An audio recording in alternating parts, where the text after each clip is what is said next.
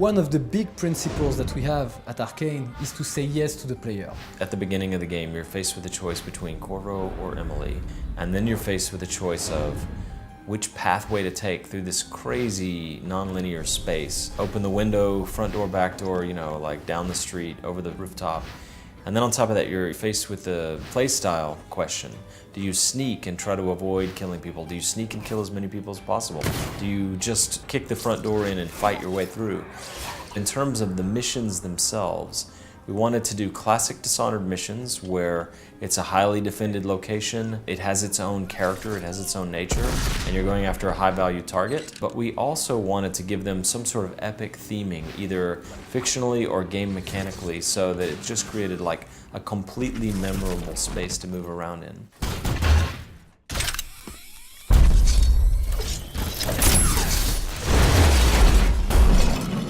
So for example, in Cracking the Slab, which is a level where you have the ability to go back and forth in time. You can literally move back and forth very dynamically between two time periods. The present, when the house is in ruins, or the past, 3 years ago, on the night of a special event when the house is posh, candles are lit, music is playing, guards are walking around. It's a very different feel. The challenge for us was to create 2 and even 3 different levels that would be fun to play, and where the player could go whenever he wants. In the Dust District, you have these raging storms that come about randomly.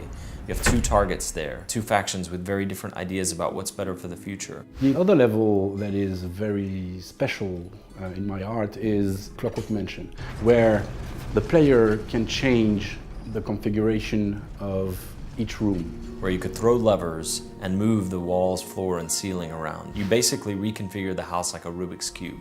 So you can do that not only to open up new passages, but also to lock enemies behind walls. You're trying to reach Kirin Jindosh, the grand inventor for the Duke of Serkonos, and you're trying to unlock this puzzle box of his house, one layer at a time, to reach him.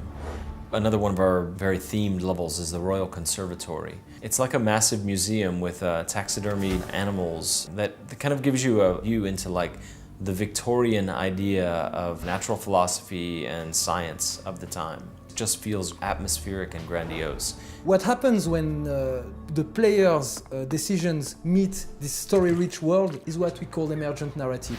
You can encounter a situation and react according to your morality, to your knowledge of the world, or to your impulses right now. And then you create your own story. If there's one thing that I want the player to feel about Dishonored 2 is that our missions, our levels, whereas they're not open world, they feel like open world. Given that in one playthrough of Dishonored 2, you probably see 20% of the game, it feels to us like no 2 players will have exactly the same path. We've put so much effort into having so many things to do, so many ways to do things, so many choices. I would like the player to feel like the possibilities are endless.